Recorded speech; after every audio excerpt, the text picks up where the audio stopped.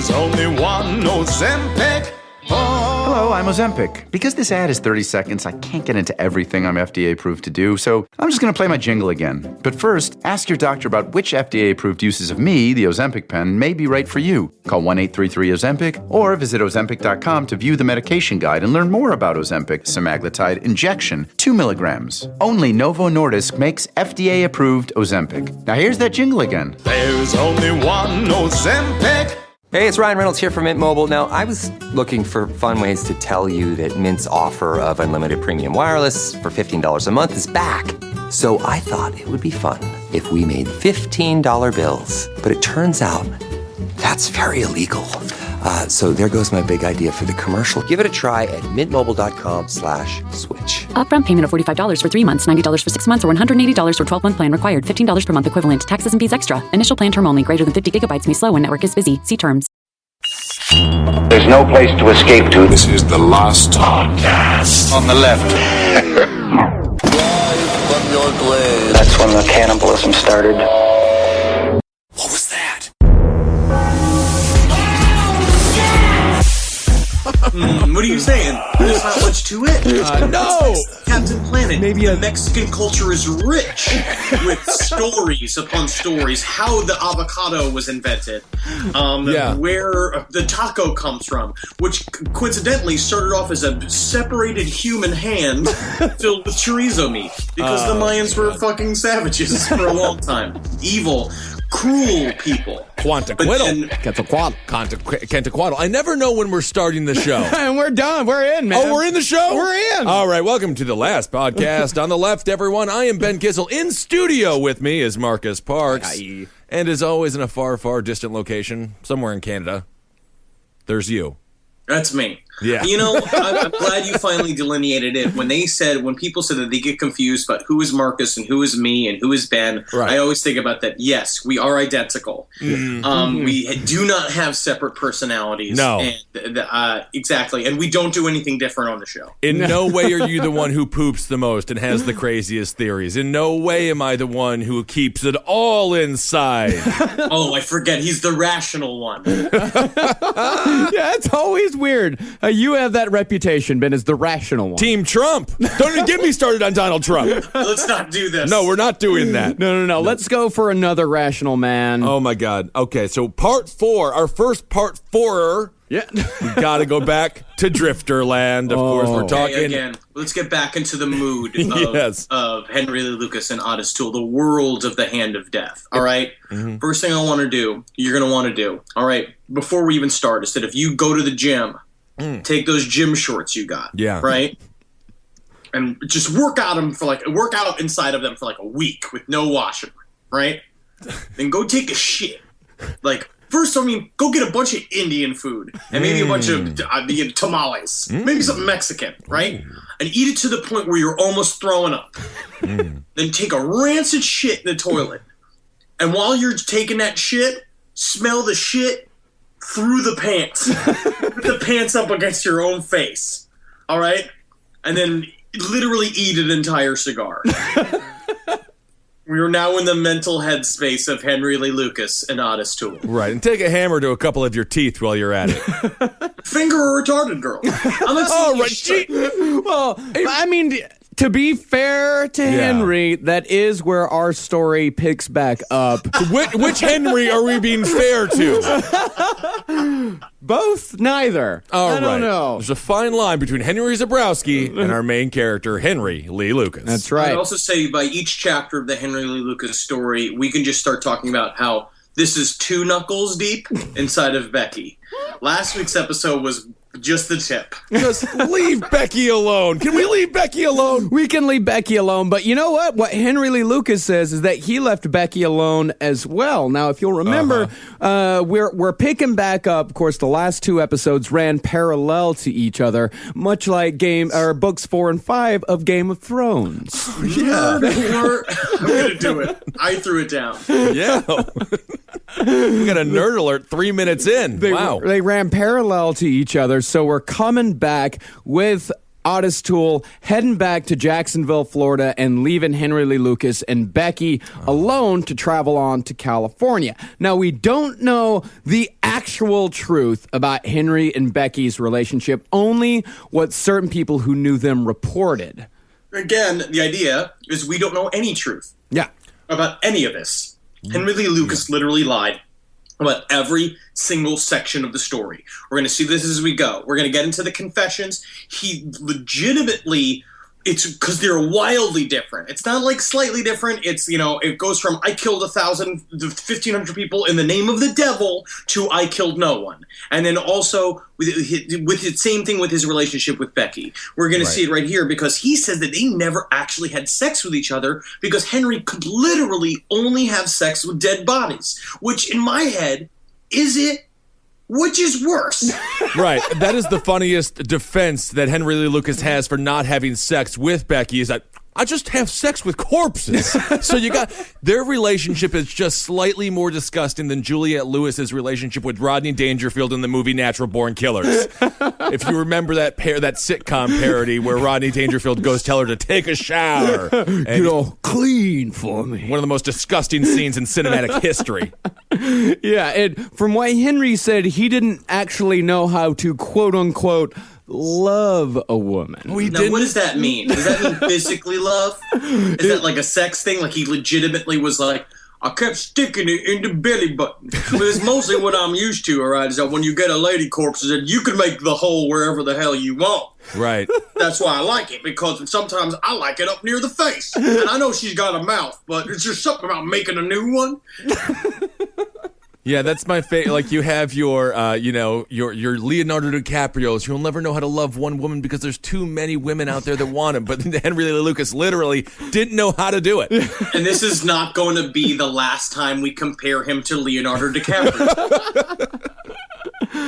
Now, when I say he didn't know how to quote-unquote love a woman, it is both physically and emotionally. What he said is that Becky fucking wanted it. He said that she was begging for it every night, that she was dressing provocatively, and that she had grown to be a woman from the little girl that he once knew. But he said that he never once gave in to temptation, even though she would rub on him every night in their hotels. He would always leave. He would be a gentleman. He'd always leave, go to a bar or a truck stop, a truck stop, kill a woman, rape her corpse, and then come back to the hotel, wash off all the blood, and get back into bed with Becky because he was a gentleman. Oh, I see. I haven't read a lot of Ann Landers. You know what I mean? I haven't read a lot of those sort of manners thing. Is that a gentlemanly thing to not have sex? Again, I guess it's true. You're not having sex with a 13-year-old. Right. But you're still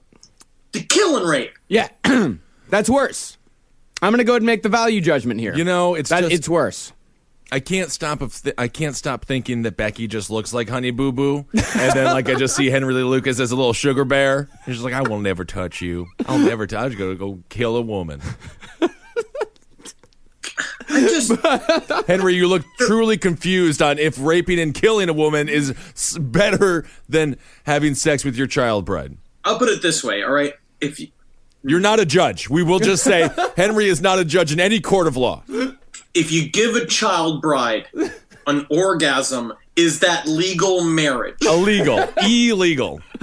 Is it still? But what about love, though? Yeah, we call it. What about love? If he loves her, then he doesn't have sex with her. That's how you treat. That's what people didn't know, is that song is actually about that. It's about their whole relationship. You're ruining a 1980s classic, huh?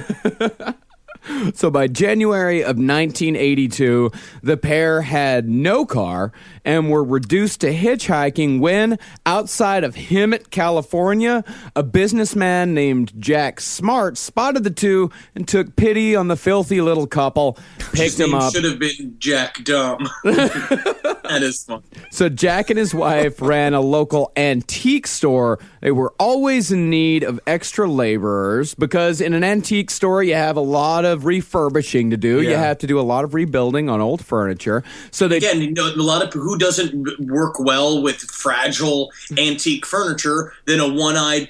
eye-dripping, toothless drifter and his 13-year-old retarded child bride. Yeah. Again, perfect, exactly who you want in the front of the store. Well, sir, I kind of got a cat's tongue, so I can just lick some old paint off of wood. I can do anything for you. I don't know, why did they work at like an ice cream shop? You know what I mean? Ooh, like you can really get their charm working. You go into a Cold Stone and like just a drip from his eye lands on the cookies and cream ice cream, and he's like, I hope they didn't see that. And he just... Hey, now have you seen it? That's 15 cents extra. Some people like it. Now what I've got here has got vanilla, cockroach, and this is tobacco leaves. I like to call that's a drifter Sunday. Oh, the Henry Lee Lucas Cold Stone. Well, the Smarts, they hired Henry as a carpenter, and they gave the pair a small apartment above their store. And the Smarts, they do say at this time that Henry would sometimes disappear for days at a time. Not even Becky knew where he was. Because all he had to do was put a fucking blanket over Becky's head and she'd go to sleep. Like a bird. Yeah. But the Smarts, they didn't really think much of it because they were actually charmed by Henry. He had a laid-back attitude. He had this hick southern twang, which people out in California, I can attest, actually find southern accents, Texas accents. Right. They find them very charming. It's like they like to pat you on the head. Like, oh, right. Look at that cute little idiot. Oh, yes. Look at him. But in reality, they're out raping and killing all over the countryside. I'm with definitely. Yeah, I'm with Henry. There's nothing smart about this guy. He's definitely dumb. He's not a businessman. He just keeps shit around his house. Henry Lee Lucas is not a carpenter. He just called him a carpenter. This guy just lives in a fantasy land. He's just a hoarder. Yeah. Which is Jack Smart, and he's just like, hi, name's Jack Smart, but he's got like pants up to below his nipples. He's got a weird, like, Yo-Yo the cartoon Yo-Yo boy from his yo-yo days where he went to his yo-yo camp, and he's got, like, a spinny hat on. I'm the first one in my family to graduate from tying shoes school. So while the Smarts, they say that they loved having Becky and Henry around.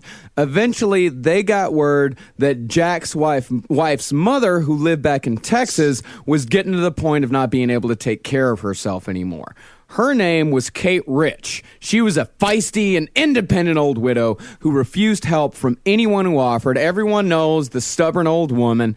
Knowing that she would not accept any offers of help, her family actually tricked her into taking in Henry and Becky, letting her think that the pair would be dependent on her rather than the other way around. Right. They told her that Henry was just a down-on-his-luck roofer and electrician. He just needed a second chance. And Becky, they were totally upfront about the 14-year-old child bride thing. They're like, yeah. He's in his late 30s, early 40s. He's married to this little girl, and this little girl, she's great. No teeth. He's literally, his blood reeks. He said, I heard him mutter something under his breath about how he can only fuck the dead. And Becky is also, she's got the brain of a tomato, and she's dressed like a toy soldier for some reason. But they think they're going to be great with you in that house, and they will be entirely dependent on you. Right. And by the way, Becky needs Jesus in her life. And that remember again, this is also Henry Lee Lucas's side of the story. Yeah. This is the Hand of Death version of this story. No. This actually came from the Smarts. What the Smarts said. You can't trust the Smarts. No, you can't trust the Smarts. They called him a roofer and electrician. So far, he's had 3 jobs I'm not nearly qualified for, and this man's just a mass murderer with one drippy eye. It takes like a year of training to be an electrician. Is that what happened in the 70s and 80s? I'm a basketball player. I'm a Pittsburgh Steeler linebacker. And sir, that's just a dead bird. That's not a basketball or football you have in your hands. I tackled it. I'm a basketball player. Yeah, so whatever. Nothing but newt. What? The newt, the basketball newt. No. It's a net. No. Net is what you use to catch whales. I'm a basketball player. I should know. Yep. So Kate jumped at the deal because the clincher for her was they told her that Becky needed Jesus. Right. And so she just absolutely brought them in. They arrived in the rural town of Ringgold, Texas, by bus in May of 1982, a town of less than 100. The Wikipedia page does not mention Henry Lee Lucas at all. Oh. And this is actually my part of Texas. This whole saga happened just a little under 2 hours away from where I grew up. The surrounding towns include Petrolia. Ooh, I love Which is Petrolia. literally named after oil. Yes. Oh, all the flowers Yeah. smell like wet oil. Sugden. And McGargle. Beautiful, beautiful McGargle, where all the street lamps are just tongues, like in a weird Cronenberg universe where the mailboxes are alive and screaming because they're being punished for being gay in real life. Right. When they were alive. You know, I actually realized while researching this that all three of us have our very own serial killer in the places where we grew up. Ben, Of you've course. got Ed Gein. And Henry, you've got Son of Sam. Yes. And I've got Henry Lee Lucas. You can have him. At least Ed Gein was actually a carpenter, and he could actually work with electricity. Ed Gein had skills. He was an upholster. David Berkowitz was a mailman. Isn't He had a that job. right? Yes, but Henry Lee Lucas had adaptability. And Son of Sam could talk to dogs. Magical world that Son of Sam lived in. But he'll be for another episode. That's where Son of Sam is like Ben. Yes. Arf, arf, arf, arf, arf. Turns out it wants food. So Kate immediately took a shine to both Becky and Henry, just like the Smarts did. She saw Becky as a lost soul to be saved, and Henry is just one of the most charming men that she'd met in forever. But the people of Ringgold found Henry and his one eye to be, quote, a bit spooky. Weird, though. Why? This is literally the people of Ringgold. If you can put a left shoe onto your right foot, you're the mayor. Like, that's how dumb these people are, and Henry Lee Lucas was the creepy one. Hey, The town scientist realized that trees weren't giant, hairy monsters. They stopped. He's like, don't shoot the trees, you're wasting bullets. They're not alive, turns out. Well, the people of Ringgold, of course, they found them both to be a little off-putting, as they were also just constantly filthy. They never bathed. They were always just dirty, dirty, dirty people. Yeah. But the fact that Henry Lee Lucas was very charming to Kate Rich, but the people of Ringgold just found him extremely creepy, this isn't surprising. You see this in a lot of psychopaths because they only show their real face to people who can do something for them. The people of Ringgold could do nothing for them. So, they got the truck stop treatment. They got the treatment that every stranger who ran across Henry Lee Lucas got. But Kate Rich got the charm. What do you mean the people of Ringgold couldn't do anything for them? They're not just a bunch of Simon Cowells. They're not star makers. They couldn't put them on the TV. I can't believe the people of Ringgold couldn't do anything for them. Henry, we got to say all of the townspeople have got together and decided that you've got the X Factor. Whoa! Going to Hollywood, Texas, where you're going to play the cymbal in the Christmas parade. There isn't a Hollywood, Texas, but there's a Miami, Texas, which is spelled Miami, but is pronounced Miami. Oh, so it's extra retarded. That's very nice. Oh, very good. But he should have put on his charming face for the people of Ringgold, because the owner of the general store, he noticed that this drifter and his child bride were constantly showing up and charging beer to Kate Rich's account. Telling them that Kate Rich sent him on a beer run, even though Kate Rich, this old woman who had lived in Ringgold her entire life and was a Jesus-fearing woman, had never once bought beer. And usually when you send friends onto a beer run, you don't tell them to bring it back inside their body because it's really difficult to get it out. You got to do the whole process. So the guy that owned the general store, he calls up Kate's family, and they tell him, what they actually tell him is they go, you know what, we're going to sit tight on this for a little while. So they waited for a while, another 6 months or so, or actually no, it was about another 2 months or so. They waited for a little while, and then finally the general store called him back and was like, yeah, this drifter's still hanging around, and he's still charging beer to your mother's account. So they went down. That's the thing about drifters, is that they don't ever fix themselves. You know what I mean? Drifters love being drifters. And as long as it stays comfortable, drifters are going to be there for forever. That's another drifter rule, is don't drift if there's free beer. Absolutely not. Yeah, that's perfect. That's perfect drifting conditions. Yeah, remember, you don't choose the drifter life. The drifter life chooses you. I've seen After tattoos. you've chosen the drifter life. Right. But still. So the family arrived at Kate's house to find hardened food splattered on the stove and walls, a kitchen sink overflowing with dirty dishes, tracked in mud, covering all the floors, and a smell that mixed sweat with a 3-pack-a-day habit and rotten food. A smell mixed with sweat, 3-pack-a-day habit, and rotten food would also be the chemical components of a drifter-scented Yankee candle. Ooh, where can I buy it? From, any drifter. Because he's just got a fucking... He keeps a mason jar full of his physical smell because it comes off of him in sheets in the night. Oh. And it hardens. And what you do is you stick a tampon string through the middle of it, and then it becomes the wick for the candle. And it regenerates itself every 2 weeks, so he's always got some on him. Yeah, because he scrapes it out from underneath his belly fold. Isn't that great? It's a good self-made business. Yeah. So they found Luke when the family walked in. They found Lucas and Becky sleeping on the floor, even though there were couches and beds available. They were sleeping on the floor, sleeping off a hangover. They woke up Lucas. He agreed to go quietly. I'll go. I'll leave. I first want to say, number one, it's been a pleasure drifting with y'all. Here is my comment card. If you would, please give me an A to F. It's not whether or not you enjoyed my stay, but if you felt I lived up to the drifter expectations.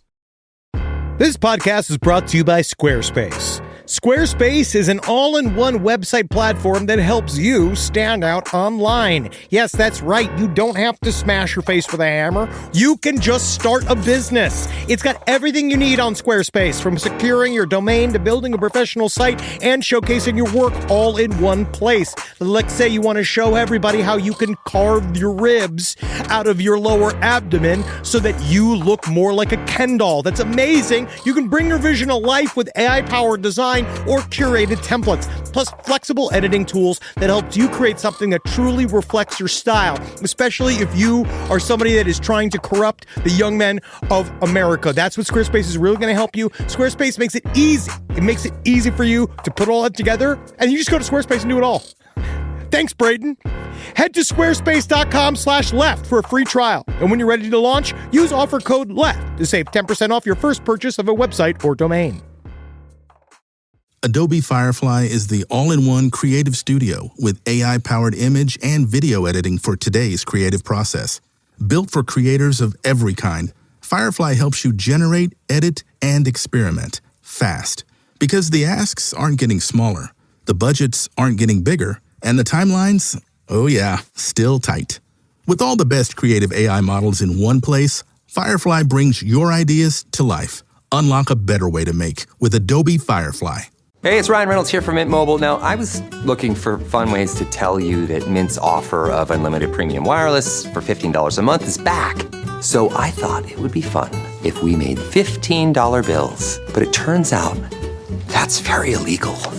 So there goes my big idea for the commercial. Give it a try at mintmobile.com/switch. Upfront payment of $45 for 3 months, $90 for 6 months, or $180 for 12-month plan required. $15 per month equivalent. Taxes and fees extra. Initial plan term only. Greater than 50 gigabytes may slow when network is busy. See terms.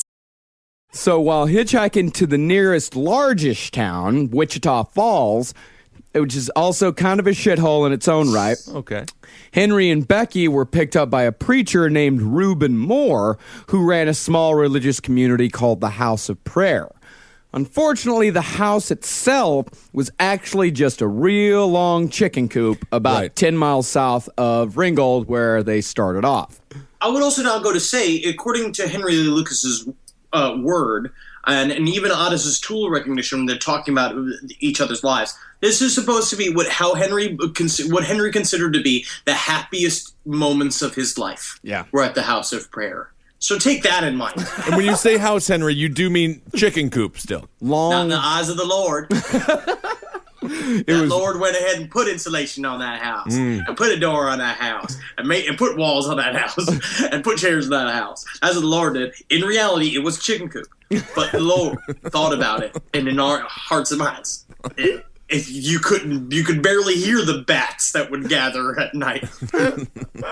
So Henry said, as far as killing goes, that this was perfect cover for him because he was living in this Christian community who, again, totally accepted this middle-aged one-eyed drifter and his child bride. Right. Completely accepted them with open arms. And this wasn't like it was the 20s or 30s, like, because out there, living's rough. There's not a whole lot of women to go along with all the men. So, back in those days, a 14-year-old bride was not the most uncommon thing. This was 1981. Yeah, but It's 1981. yeah, that's the whole thing. We have like almost the internet. It's not 1814. Yeah, sure. Nobody knows people don't know where they were born. Right. You know what I mean? They don't know when they were born. There were Saturday morning cartoons. Yeah. Everyone had cereal and random other amazing frozen pizzas to eat. Yeah, I was 5 years out from living 2 hours away from this place. Yes, we did have an inbred family named the Muleys who still live there to this day, still practicing their lifestyle. Yes, that is a reality in 2015. The McNeelys are inbred. Right. That's the truth. Yes, Holden McNeely from the Round Table of Gentlemen is the His product grandparents of were incest. First cousins. Yeah. Yeah, that is true. Yeah, his grandparents were literally first cousins. Well, he did a great job sitting in for the live last podcast on the Left Show. Thanks for coming out, and thanks for watching on the live stream. And thanks to all 1,000 of you. We will be doing that every month from now on. Yes. But back to Henry Lee Lucas. Henry said, that this was the happiest time of his life because as far as killing went, he could slip in and out of, the house of prayer, aka chicken coop, and go out, kill, come back, and pretty much go unnoticed. It was all going perfectly until Becky found religion. Oh. Yeah. Every fucking time. Yep. Perfectly good drifter satanic murder couple, and she's got to go ahead and sign up with that stinky desert wizard. For what? Ruin this lifestyle, this fun? We're living in a chicken coop. How fun is that? I was looking at a chicken, and I said, "Chicken, if you give me an egg, I'll believe in Jesus." And then sure enough, chicken shat an egg right into my hands. Oh, that's not egg. That's just real big shit. Yeah, it was one of them little brown eggs. I just nibbled it right up. So Becky, she'd been congregating with the people at the House of Prayer and was also still making regular visits to Kate Rich, and Becky had decided that her conscience needed cleansing. Now, this is another excerpt from The Hand of Death. This is how Henry said this conversation went. He had just gotten back from a particularly brutal killing spree. When he comes home, he gets out of his car. Becky runs up to him, takes him in her arms, and says, "You hear me?" Becky exclaimed, throwing her arms around his neck. "I met Jesus, and he's alive in me." He kept telling himself, "This will pass. She just found the cocaine I left hidden in our room." So Becky, technically, she was still a fugitive because if you'll remember, Henry and Otis, about a year before, had broken her out of a juvenile detention facility. And she thought that the only way that she could become a good Christian woman was to return to Florida and serve her time. And it took a lot of nagging Henry to convince him to leave the chicken coop and to head back to Jacksonville. And eventually Henry, under great protest, relented and set off back to Jacksonville with Becky, deciding hitchhiking, that's the way to go. But unfortunately, we've been staying in one place for too long. All right, and yes, technically still it fits the drifter code because the coop does not have walls or a driveway. And so it's still not technically a home. But you know what? It's true. My boots need some dust. Becky is just a modern day version of those Australian girls who went to join ISIS. Just if you're 14 and want adventure, just hold on. I promise you, college will be fun. So the night that they set out, nobody in Texas was in the mood to pick him up. So the two decided to sleep outside for the night. Henry started hitting the bottle that he brought along with him pretty hard. He was absolutely furious because they had left the comfortable confines of a chicken coop for this. Right. 2 blankets on the hard ground. He said, we were past this. We didn't need to do this anymore. We had the chicken coop. We had the house of prayer. It was fine. But Knuckles, the biggest chicken I met in that coop was the best friend I have ever made in my life. And you made me choose. Give me an ultimatum between me and Cuckles. And yes, maybe, just maybe, I did murder Chuckle. I did murder Cluckles 2-3 nights ago and proceeded to eat him. But still, his spirit was there. Yep. I love Cuckles. So he told her, he said, to hell with this. We ain't going to Florida. We're going to sleep here tonight, and the next morning we're heading back to the house of prayer because we got a good life there. And she, in a Christian rage, opened up her hand and just smacked him. Whoa. And Henry, possibly thinking back to the abuse his mother had doled out to him in childhood. Or just being a raging lunatic. One of the two, lost control and stabbed Becky right in the chest. And as to what happened next, Henry said, well, I took her panties and bra off and had sex with her. I mean, I just one of those things, I guess, it's just got to be a part of my life. Having sexual intercourse with the dead. You know what? I can't stop eating sugar. So everyone's got their own vices. Everyone's got a thing. I still smoke about a pack of cigarettes a week. Good. Yeah. Good. It keeps me fun. I dip peanut butter in sugar now. Yeah. Call it my adult popsicle. I don't think that's good, man. Yeah, no. I don't think that's good. Can you still feel your feet? No, they're turning brown. Some say it's diabetes, but I said, come get me. So after he was done, he said that he cut her body into little pieces and stuffed the parts into 3 pillowcases that they had brought along with them. Who knows why? Yeah, no pillows. Just pillowcases. That's never a good sign. And it's against the Drifter Code to have anything that's not that have anything comfortable. Right. You're not allowed. Right. He took the pillowcases full of the tiny chunks of his child bride and scattered them across the barren Texas landscape. He said it was the only time he ever felt remorse. So, the next morning, after killing Becky, Henry returned to the house of prayer, just teary-eyed and weeping. Teary-eye. Telling the congregation that Becky had left with the first truck driver that stopped for him. And Moore, Reuben Moore, the guy that ran the house of prayer, said later that even though he sympathized with Henry's plight, he firmly believed that the 14-year-old was better off with some random truck driver that picked him up off the side of the road than she was with Henry Lee Lucas. Let's just put it this way. Becky's, you know the song, Your Future's So Bright You Gotta Wear Shades? Right. So, Becky's life is the opposite of that song. Right, no shades needed. No. She needs a flashlight. Yeah. For her future. Yeah, we're being picked up by a truck driver and I know, these roads, terrifying. What if the truck driver was Sylvester Stallone and he was taking her to an arm wrestling competition to get his son back? You want to see me go over to the top?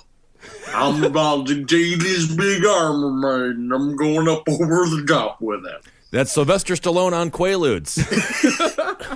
So, Henry hadn't made the same impression on the House of Prayer that he had with Kate Rich. Weird, though. Yeah, weird, because Henry said it was the happiest time in his life, but the people of the House of Prayer, not of the same opinion, necessarily. Mm-mm. Again, it's like the House Guest. It's sort of like the movie House Guest. Oh, with Sinbad?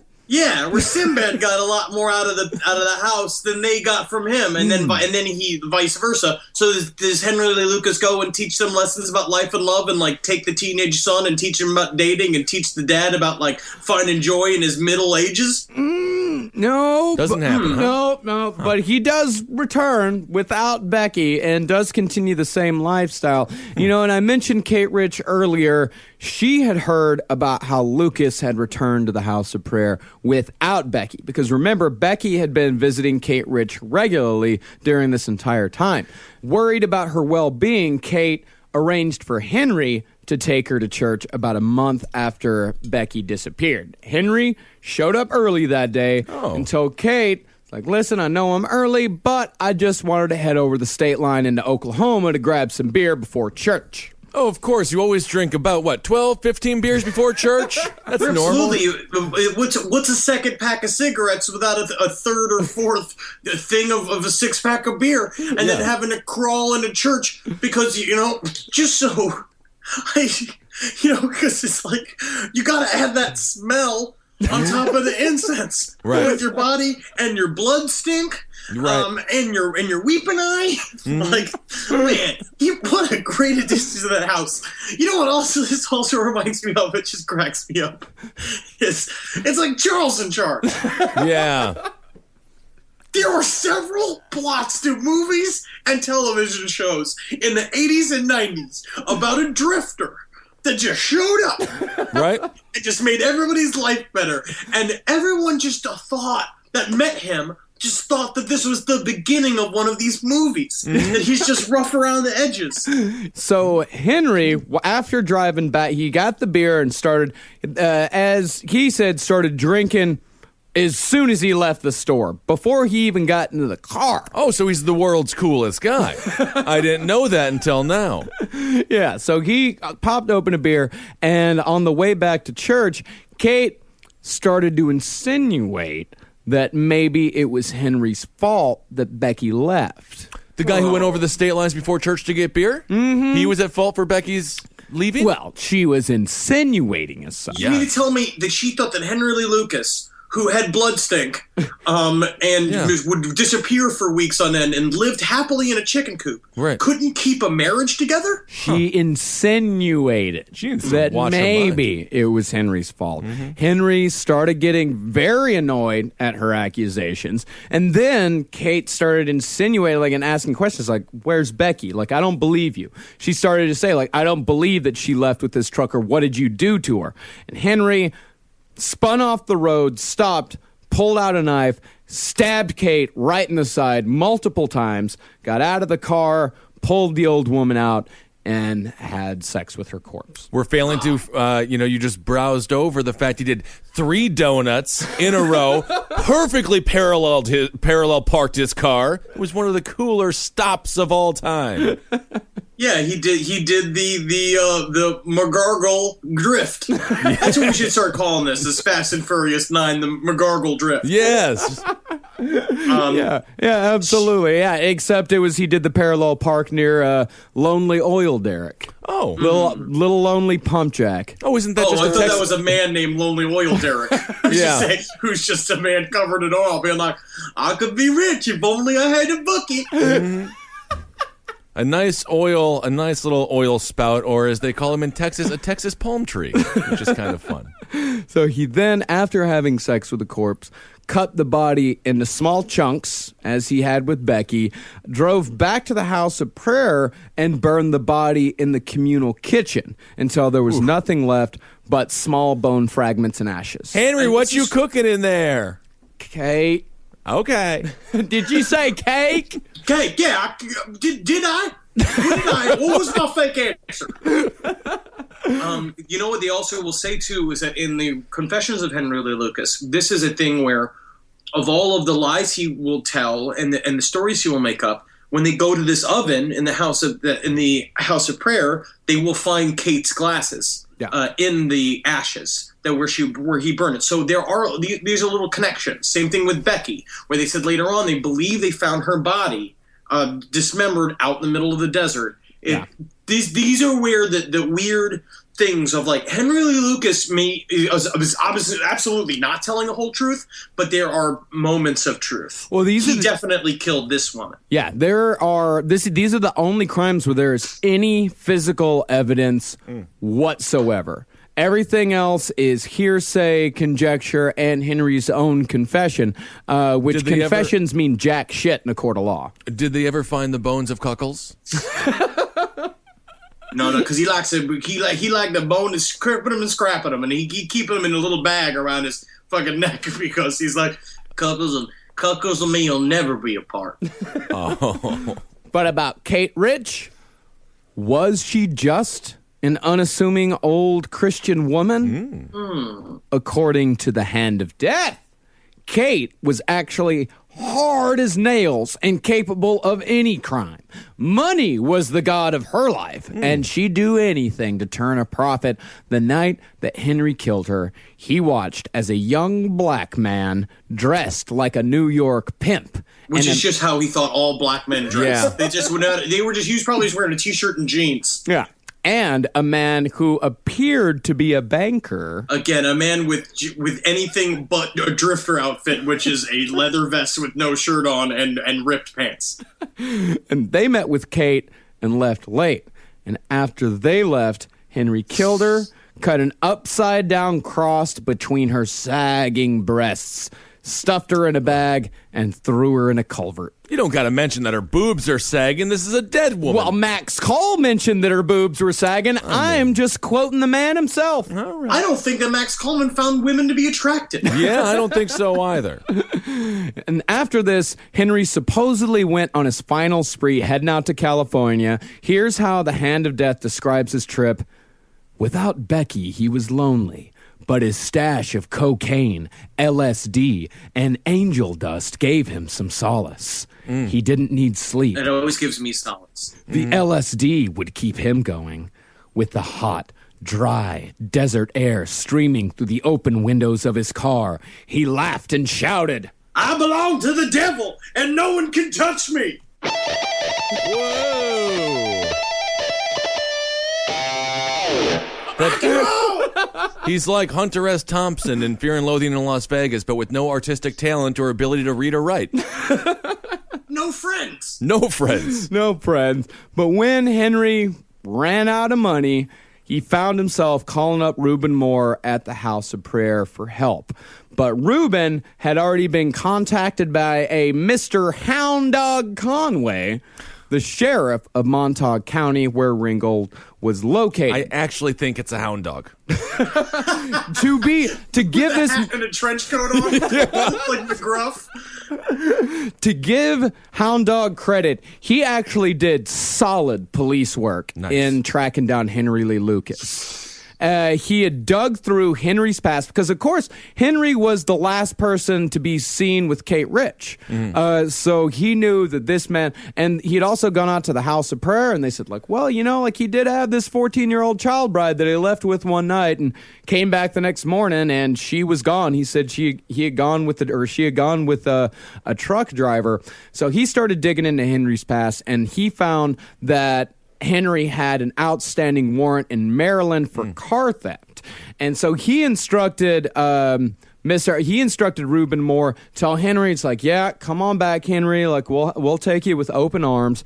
And so Henry arrived back at the House of Prayer. Hound Dog was there waiting for him, promptly arrested him, and put him in jail. And that would be the last day that Henry Lee Lucas would spend as a free man. I'm going to say bamboozled by the fucking savior. I'm bamboozled again. God, hornswoggle. I go up in there and I'm expecting to get some wafers and said I'm getting arrested. Yeah, I'm bamboozled. Paragold has Luxury Home's largest selection of outdoor furniture, lighting, decor, and more. Discover pieces in every style from more than 2,000 of design's best brands. Shop in-store or online at Paragold.com. Paragold, luxury lives here. The all-new Tropical Butterfly Refresher is now at Starbucks. Dive into juicy guava and passion fruit flavors, with mango pineapple popping pearls bursting in every sip. Ice cold, instantly refreshing, and impossible to put down. Made for summer, only at Starbucks. Hi, Ryan Reynolds here for Mint Mobile. Are you looking for a beach read this summer? May I suggest your big wireless bill? It's got suspense, mystery, a slightly flat, emotional arc, and a shocking twist where you realize you've been overpaying the entire time. Fortunately, though, Mint's story is better. Every plan, $15 a month, even unlimited. That's it. Happy ending. 0 tiers. Give it a try at mintmobile.com/save. Upfront payment of $45 for 3 months, $90 for 6 months, or $180 for 12-month plan required. $15 per month equivalent. Taxes and fees extra. Initial plan term only. Greater than 50 gigabytes may slow when network is busy. See terms. This is a good day. This is a good day when Henry Lee Lucas finally is off the drifting streets. Yeah. This was a very good day for law enforcement and for America in general. Right. Yes, the greatest drifter that America had ever produced was off the streets. Now, if you'll remember, Henry Lee Lucas was a 3-pack-a-day smoker and drank literally pots of coffee every single day. And we mentioned this the last time. And how easy is it to break this man? Unbelievably easy. He was there. He confessed to two murders. Kate Rich and Becky Powell. Was all that he needed was 3 days of no cigarettes and coffee. They didn't even torture him at all. Well, they turned up the air conditioning real high. Anything a drifter hates is being comfortable. Yeah, exactly. Anything a drifter hates cardigan weather. And he calls in, and he calls up over the jailer on duty, and he says, "I've done a terrible thing. I need to speak with Sheriff Conway." And as we all know, the confessions did not end with just those two. When he was going to court to be arraigned, already having confessed and pleading guilty, he was asked if he understood that he was confessing to homicide and would at the very least spend the rest of his life in jail. Henry said that not only did he understand, but he had even more to fess up to. And as we know, the number greatly inflated and greatly deflated over the years. On that first day, they asked him how many, and he said, might as well start with 100. He's like, let's start there, and maybe it'll go up. So he just thought of the biggest number. Okay, how big's the Empire State Building? 100. As big as that. And so the confessions began. As soon as it got out that a man in Texas had confessed to hundreds of murders, departments not only around the country, but around the world started contacting the Texas Rangers, who were in charge of coordinating all the investigations. Because now we're looking at what we've seen countless numbers of times before of cops going in to close cases on the confessions of this guy, which is it's a dichotomy of reaction, right? Because one is that it gives people closure to unsolved murders. Yep. It helps families and stuff like that. Because there's a lot of people will die and there's just either the evidence is run out or it was just done too quickly or was too freak of an accident. It was too freak of a disappearance and you'll never know what happened to your loved one. This is before DNA evidence. The cops got to feel like they closed a case. The families got to feel like they had their, some sort of solace and, closure. Yeah. And Henry Lee Lucas got rewarded with extra steak and random ham. Yeah, but the worst part was hundreds of murderers went free. Murderers. Yes. Murderers went free. Yeah, that's the problem. Like, people say, you hear people all the time going like, well, if he wants to confess to the crimes, if he wants to take the rap, then yeah, just let him do it. Let him serve the time for it. And that's fucking stupid because every single one of these murders, someone got away with them. It destabilizes, to me, the entire meaning of like law enforcement and criminal justice. Yes. Because it just shows how it's based on perception and sort of like a subjective truth. Like, it's now coming from basically Henry Lee Lucas's truth took over reality for all these cops and stuff like that. Yeah. So it's not the same. It shows to me even more evident that there's no such thing as objective truth. Then what is innocent and guilty? What does that even mean anymore? You know what I mean? And I'm sitting here yelling at the fish about what is real and what is fake, what's a hologram and what is in front of my hands. Am I real? Yeah. You're real, Henry, for now.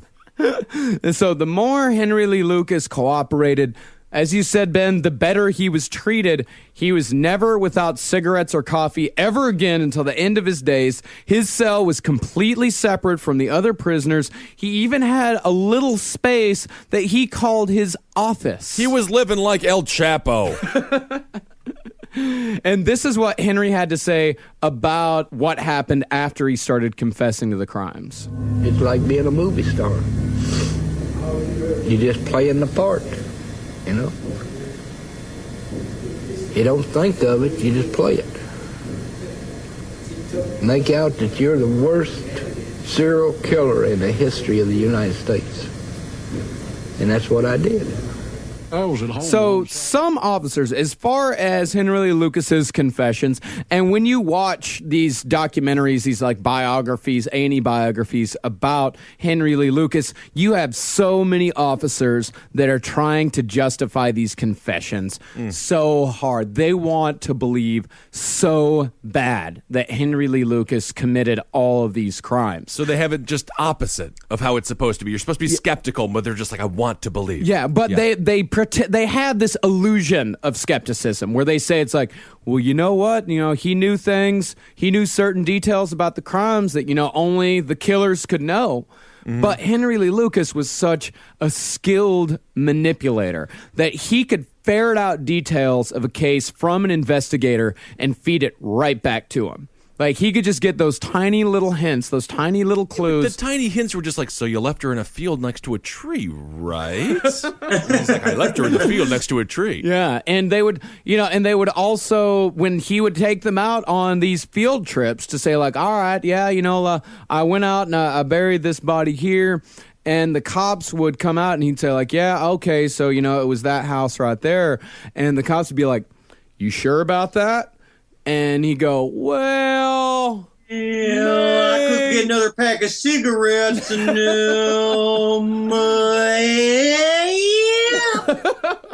well, maybe it was over there. Maybe it wasn't over here. Maybe it was, and they'd just kind of guide him along until finally he found it. And there are some victims' families that are pissed off, that are actually very angry that these cops pinned these crimes to Henry Lee Lucas. In particular, there's a family in Lubbock where I went to college that Henry Lee Lucas, they pinned this crime on this, one of the most brutal murders in Lubbock history. They pinned a crime on Henry Lee Lucas, pinned this murder on him, and the family, they're like, no.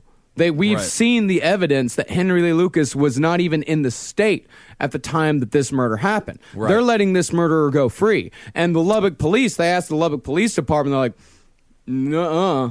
Well, they just don't want to hear it. There's a documentary that I watched on ID. Ooh, Discovery. I love ID Discovery. Yeah, I do too, yeah. That's my hotel room channel. Yeah, it's great. Yeah, really creep out the cleaning ladies so they don't steal your shit. But there was a family of a daughter, of a girl, and they went and they told the sheriff, they're like, we don't think he did it. And they were just like, he did it, man. Please get out of here. They're so mean to the families of these victims. Yeah, absolutely. And not only was Henry able to manipulate them, but he was also heavily medicated during his entire time with the Texas Rangers. When they were bringing in all these people, they thought he was a psychopath. Yeah. I mean, he was a psychopath, so they had him pumped full of Thorazine. Yeah. And so he's sitting there like literally the most agreeable fucker on the face of the planet. And then as soon as they detox, because he moved jails, and then he went to the hospital where they didn't put him on Thorazine anymore. And then he immediately said, I didn't do anything. But then at the same time, like 6 months later, he creates the Hand of Death story, which is created in those phone calls between him and Otis Toole. They talk about that all the time. Then he goes on to recant and come back like 5 or 6 times up until his death. And the last things he said, because when you see the confessions of Henry Lee Lucas, the audio we played the last time, it took place near the end of his life, where he says, I never did anything, and I didn't kill a single person, not even my mother. Then it cuts to 2 weeks before that, where he says that his definite number is 150. Right. And I was wondering what he was doing in that office that you mentioned earlier in the jail, and he was really working on, do not bother me, I will be doing my work in my study.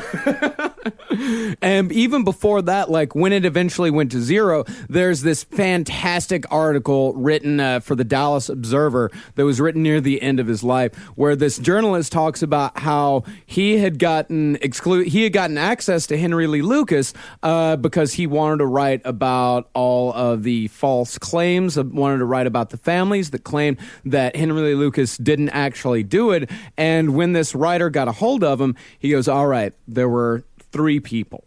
All right, okay, so 3 people. And then pretty soon afterwards, this writer gets contacted by this lawyer.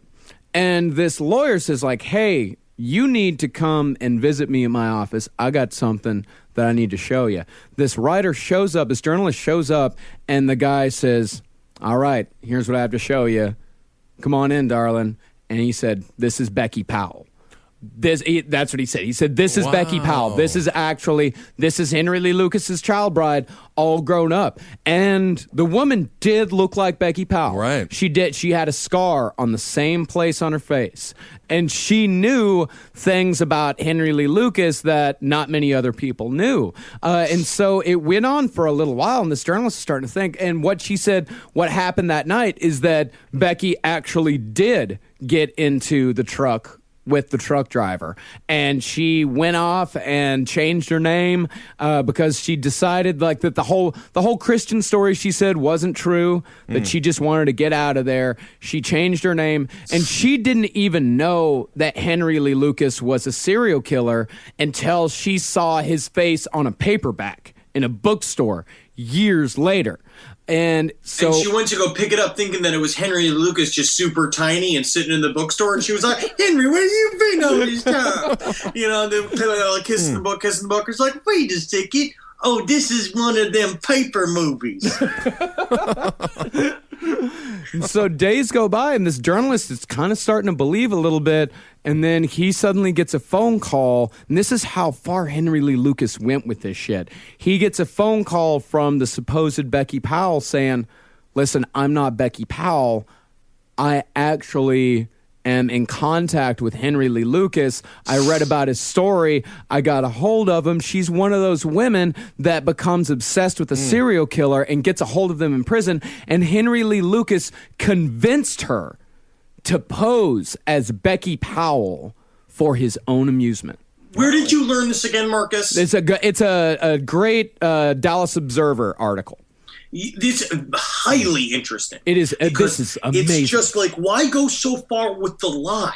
Yeah. Why do that after you already have confessed to so many other things and have recanted back and forth? It's the sign of a true psychopath, right? Yeah. He gets off just on the story. Yeah, and they actually, in this same article, the writer asked a Texas Ranger, it's like, why is he doing this? And the Texas Ranger said, hey, that's just the way Lucas is. The guy's like a circus that won't leave town. Yeah. I mean, he's got a lot of time on his hands. So I guess that's sort of the devil's workshop. Huh? Yeah. Henry Lee Lucas would have been great on The Moth. Oh, my God. I'd love to hear his storytelling abilities. Yeah, and polygraph tests on him were completely useless because they could never tell which of his statements were true and which of them were false. That's the thing. If you just start lying on a polygraph test, you can manipulate those very easily. Yeah, that's why they're inadmissible in court. Every single question, like they tried multiple times. They tried every operator they could to try to trip him up. Never. Not one of them could get it past him. And so he was sentenced to death. He was responsible for closing hundreds of cases across America. And then when he was finally going to go and could be committed to death, was it the chair or was it the shot? In 2005, it would have been the shot. Texas had long since transitioned from the chair. I think they were going to dress him in a gorilla suit and put him in a Chuck E. Cheese and make him drum himself to death. I love an ornate death. But he was inexplicably the only prisoner to have his death sentence commuted by George W. Bush during his time as Texas governor. Yeah, which is interesting because why? 9/11. Think about it. And I'm going to go ahead and put forth two executions that happened during George W. Bush's 2 terms as Texas governor, or 1.5 before he turned it over to Rick Perry. He executed one, Carla Faye Tucker, which we mentioned in our Axe Murders episode, which he should have been totally down with commuting her sentence. She had, of course, changed to an evangelical belief. She had a big movement behind her to get commuter's sentence. And 2, if we will all remember correctly, he murdered a retarded man. That's right. Remember. A black fellow, wasn't he? A black guy that killed a woman with a pair of scissors. He had an IQ, I think, of 60, 55, something like that. Well, there's just something about, this man that I see myself in. I see myself in Henry Lee Lucas. Or was it the long, nefarious arm that was attached to the hand of death that went all the way up to the top of the government and manipulated it so that Henry Lee Lucas would die the only way a true Satanist dies, which is dead in prison from a heart attack at the age of 64. Right. And the saddest thing about him, he died the exact same way that the Toy Box Killer died. Yeah. Natural causes should, I'm not for the state putting anybody to death. Richard Ramirez also died of natural causes. And we got a bit of it. So, Henry Lee Lucas died March 12th, 2001 of heart failure at the age of 64. And I'm sure all of you out there are asking, what about Otis? What happened to him? What happened to Otis Toole? Well, Otis would eventually have his own coded to the Henry Lee Lucas story. He would confess to one of the most famous child murders in American history with the death of Adam Walsh, son of John Walsh, who would go on afterward to host one of the most famous crime shows in America, America's Most Wanted. But what Otis said is that he kidnapped Adam near the front exterior of the Sears department store where Adam went missing from after he was asked to leave by a store clerk. Yeah, they didn't want him there, huh? They didn't want Otis. Not good for business. He lured Adam into his Cadillac with a promise of toys and candy, and then proceeded to drive north towards Jacksonville, and Adam started to panic. Toole punched him in the face, and it made the situation worse. He just started crying more, and so he walloped him unconscious, as he said, choked him to death, drove to a deserted service road, and decapitated him with a machete. That's his first confession. But he would recant later on. And he was never convicted for this specific crime because the evidence was lost. The cops managed to lose the bloodstained carpet from Toole's Cadillac, the machete supposedly used to decapitate Adam, and eventually the entire car itself. The cops lost a car. Well, there's a sheriff's son with a brand new car. Brand new Cadillac. But also, apparently, the truth is that also Otis had a massive alibi. Because according to him, he was in and out of town. Because the one thing we learned about Otis Toole is that he bought a lot of airplane tickets, apparently. And so airplane tickets had him out of Jacksonville during this crime spree. Because there was a hazy time, right? Where it's like that was his stomping ground. That whole area, and he was there a lot, maybe doing some murders, so we're not really sure. But apparently during this window, he wasn't there. He was doing something. He was doing his stool breaking job out in the middle of Kansas, and there's just no way to really pin the crime on him. And it's really very fucking sad because it destroyed John Walsh's life. Technically, it gave him a career, which is that fucked up thing of like. What's good or what's bad? The Eric Clapton effect. Tears in heaven. Yeah. And if you watch the press conference that John Walsh and his wife gave after Adam Walsh, because Adam Walsh was missing for like a week, it is heartbreaking. It's awful. It is absolutely awful. And John Walsh was actually the main suspect for a good few days after that. But you can watch, John Walsh, even he doesn't believe that Otis Toole. He's like, it feels like that he feels that publicly he has to accept it. That he has to say like, okay, yes, fine, this fucking piece of shit killed my son, but you can tell he doesn't believe it. Right. And that's cops for you. They look at the dad, they're like, no, the dad didn't do it. All right, let's go. Let's go to In-N-Out Burger. Well, I think I did it is that Carmen Sandiego. You never know. He's doing something crazy. We can't find her because I can't get the answers right to the mystery questions. What is the capital of the Ukraine? Like, who cares? Who even gives a shit, right? And here's another interesting fact: Otis Toole, although he was in Florida, also had his death sentence commuted to life in prison. All right. Yeah, he was convicted of 6 counts of murder. His death sentence was commuted, and he died of liver failure on September 15th, 1996. And here, one interesting thing about the murder of Adam Walsh, Jeffrey Dahmer was also briefly considered a suspect, but he denied involvement, saying, I told you everything. Everything. How I killed them, how I cooked them, who I ate. Why wouldn't I tell you if I did something else? I mean, I love it. This is like Dahmer's, 70-year-old actor, Broadway actor. He's like, what else do you want from me? I've given you my soul on stage. Yeah.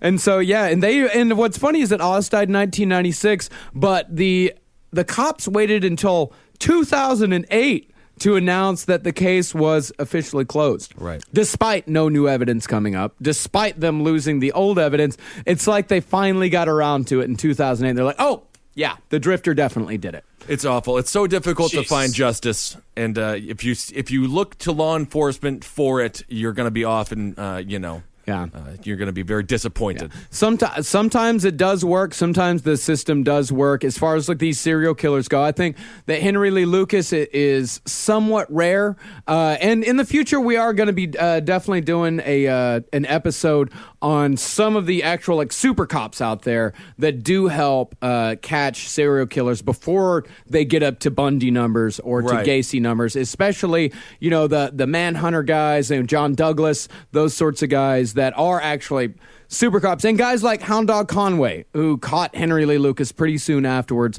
But sometimes you do get, and you definitely do have to draw attention to this, that sometimes cops close cases just to turn that red mark black. So know this is because think about this, right? They have a responsibility to these families. Yeah. When you're up to a certain point and you cannot solve these crimes, what you're looking for is an out, which I understand because at this point it's not about justice anymore. It's about providing closure. Yeah. But if you look at the Henry Lee Lucas case, this is one of those where the police goof ups are one thing. It is next to impossible to string together enough evidence to convict a guy like this. Someone who literally says, I killed bodies on the highway and just dropped them off in the middle of the fucking desert. You don't know what's real or what's not unless you really unless you do the actual footwork, which will take years. Right. Yeah. To go and track these skeletons down and tie them to people, especially they didn't have the technology.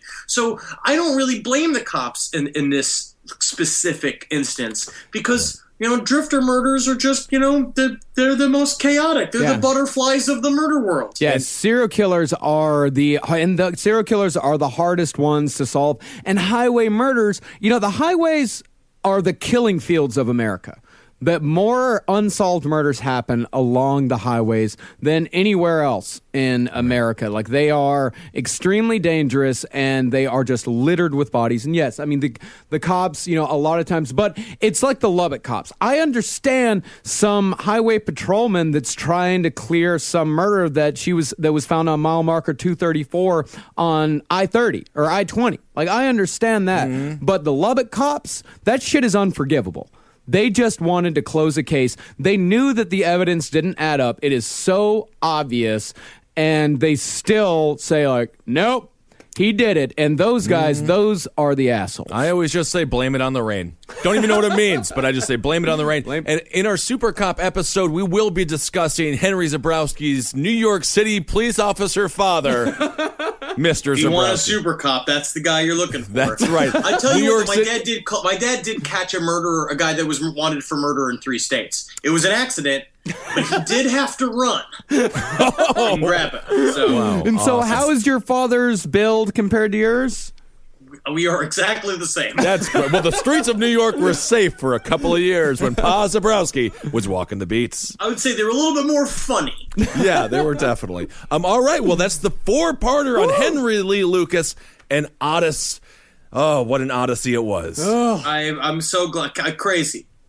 Oh, my God. Thank you guys so much for taking this journey with us. Wow. And this was definitely a journey. Yeah, go follow us on Twitter at LP on the left. Ben's at Ben Kissel. Henry's at Henry Loves You. I'm at Marcus Parks. Mm-hmm. Go check out all of our other shows at cavecomedyradio.com/podcast on the left. Go rate and review on iTunes. Go join the Facebook group. You guys are fucking amazing. And if you want a Last Podcast on the Left t-shirt that's got our badass logo on it, go again to cavecomedyradio.com/Last Podcast on the Left and get your t-shirt. And really, you never have to get off of CCR. We got politics with Top Hat, goofy stories with Roundtable, celebrity Page 7 news. Yes, and Page 7 is wonderful. That last episode of Page 7 is one of the funniest ones you've guys done. Thank you very much. Funny. And me and Jackie, Henry's sister, also do a mental health and sex advice podcast. So tune into that one. Do not listen to the sex and health podcast before or after this. You don't want to tie those things together. Nope.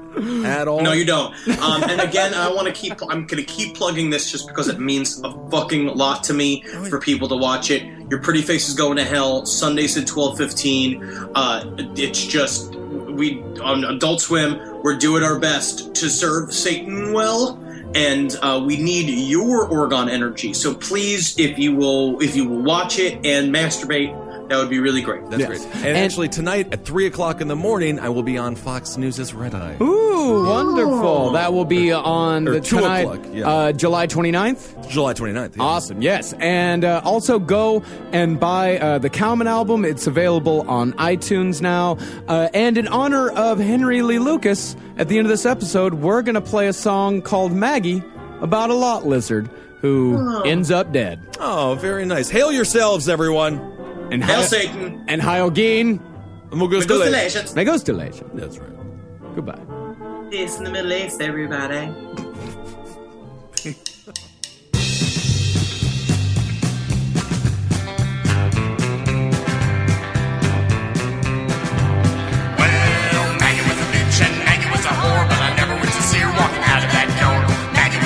Sure was profane. Maggie had a sweet tooth for uncooked cocaine. Maggie, come home. Maggie, come home. Maggie, come home. Get out of that fat bitch truck. Maggie liked the cigarettes, Jesus with the long pill. Maggie liked anything that people think wrong. Hungry Tom Kills in the snakeskin dress. She's looking real fine, but she's still a damn mess. Maggie, come home. Maggie, come home. Maggie, come home. Get out of that fat bitch truck. That truck. Maggie was a honey bun, Maggie was a child, and Maggie liked to go out and get real wild. Maggie left the house at the age 16, that's the last time anybody ever seen her clean. Maggie, come home. Maggie, come home. Maggie, come home. Get out of that fat bitch truck. That truck, that truck. Maggie was a princess, Maggie was a bride, and Maggie gets you off in the 5 seconds flat.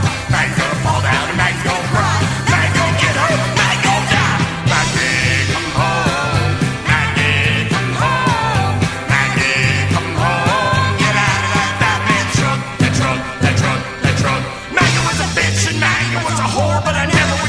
Walking out of that door. Maggie was a cute, but sure was profane. Maggie had a sweet tooth for uncut cocaine. Maggie, come home. Maggie, come home. Maggie, come home. Get out of that fat man truck. That truck, that truck, that truck, that truck, that truck.